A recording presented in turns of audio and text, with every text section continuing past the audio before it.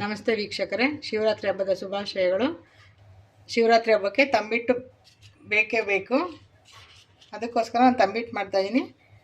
ಒಬ್ಬೊಬ್ಬರು ಒಂದೊಂದು ಥರ ತಂಬಿಟ್ಟು ಮಾಡ್ತಾರೆ.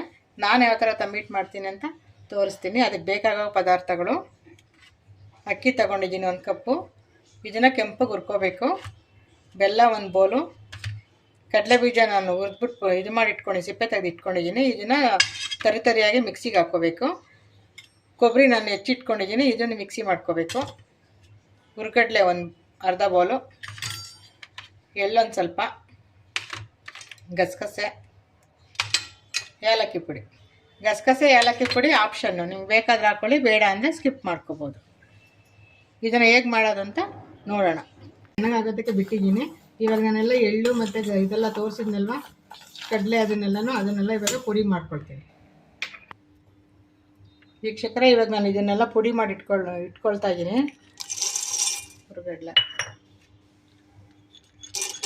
ಕಡಲೆ ಬೀಜ,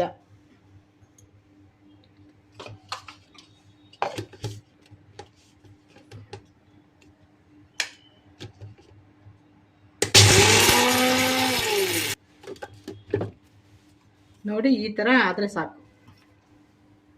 ಸ್ವಲ್ಪ ತರಿತದೆ ನೋಡಿ ವೀಕ್ಷಕರೇ, ಈ ಥರ ತರಿಯಾಗಿರಬೇಕು. ಸ್ವಲ್ಪ ಎಲ್ಲ ಕಾಣಬೇಕು, ಕಡಲೆ ಬೀಜ ಅದೆಲ್ಲ. ನಾನು ಕೊಬ್ಬರಿ ಪುಡಿ ಮಾಡ್ತಾಯಿದ್ದೀನಿ, ನೀವು ತುರ್ದ್ಬಿಟ್ಟು ಬೇಕಾದ್ರೆ ಹಾಕೋಬೋದು.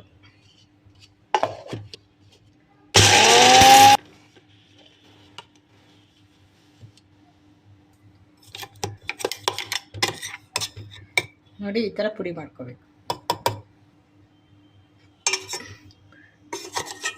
ಎಳ್ಳು ಗಸಗಸೆ ರುಬ್ತಾ ಇದ್ದೀನಿ. ಸ್ವಲ್ಪ ಇದನ್ನು ತರಿಯಾಗಿ ರುಬ್ಬಬೇಕು.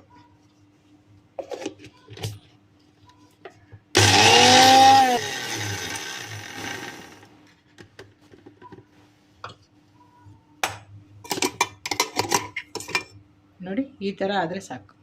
ಈ ಹದದಲ್ಲಿ ತಣ್ಣಗಾಗಿದೆ. ಇದನ್ನು ನೈಸಾಗಿ ಪುಡಿ ಮಾಡ್ಕೋಬೇಕು. ಇದನ್ನು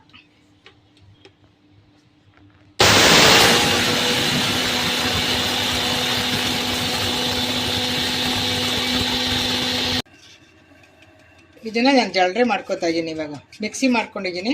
ಸ್ವಲ್ಪ ಜಲ್ರಿ ಮಾಡಿಕೊಂಡ್ರೆ ಇನ್ನೂ ಚೆನ್ನಾಗಿರುತ್ತೆ. ಹಿಟ್ಟು ನೈಸಾಗಿ ಸ್ವಲ್ಪ ತೆಗಿಬೇಕು. ಇವಾಗ ಏಲಕ್ಕಿ ಪುಡಿ ಹಾಕ್ಕೊಳ್ತಾ ಇದ್ದೀನಿ. ಜಲ್ರಿ ಹಿಡ್ದಿರೋ ಅಂಥದ್ದು ಅಕ್ಕಿ ಹಿಟ್ಟು ಹಾಕ್ತಾಯಿದ್ದೀನಿ. ಹುರಿದಕ್ಕಿ ತಂಬಿಟ್ಟು ಮಾಡೋದಕ್ಕೆ.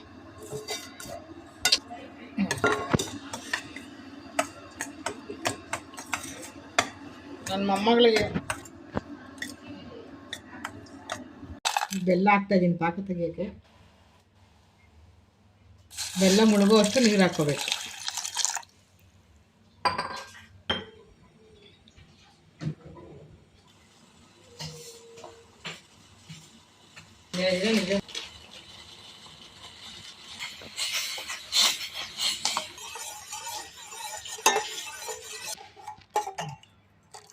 ಬೆಲ್ಲ ಈಗ ಕರಗಿದೆ ಸಾಕು. ಇಷ್ಟು ಕರಗಿದ್ರೆ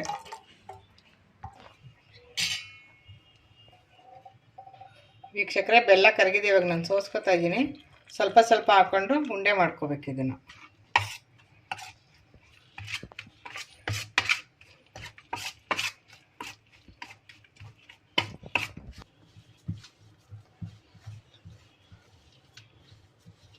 ಈ ಉಂಡೆ ಬೇಕಂದರೆ ಗಟ್ಟಿ ಪಾಕ ತೆಕ್ಕೋಬೇಕು. ನಾನು ಗಟ್ಟಿ ಪಾಕ ತೆಗ್ದಿಲ್ಲ, ತೆಳು ಪಾಕ ತೆಕ್ಕೊಂಡಿದ್ದೀನಿ, ಸ್ಮೂತ್ ಆಗಬೇಕು ಅಂತ.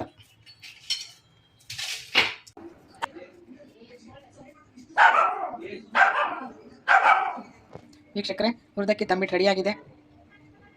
ನೋಡಿ ಎಷ್ಟು ಸಾಫ್ಟಾಗಿ ಬಂದಿದೆ ಅಂತ. ಇನ್ನು ಇದು ಆರಿದ್ಮೇಲೆ ಇನ್ನೂ ಚೆನ್ನಾಗಿರುತ್ತೆ ತಿನ್ನೋಕ್ಕೆ. ನೀವು ಮಾಡಿ. ಶಿವರಾತ್ರಿ ಹಬ್ಬಕ್ಕೆ ಎಲ್ಲರೂ ತಿನ್ನಿ, ಟೇಸ್ಟ್ ಮಾಡಿ, ಲೈಕ್ ಮಾಡಿ, ಶೇರ್ ಮಾಡಿ, ಸಬ್ಸ್ಕ್ರೈಬ್ ಆಗಿ.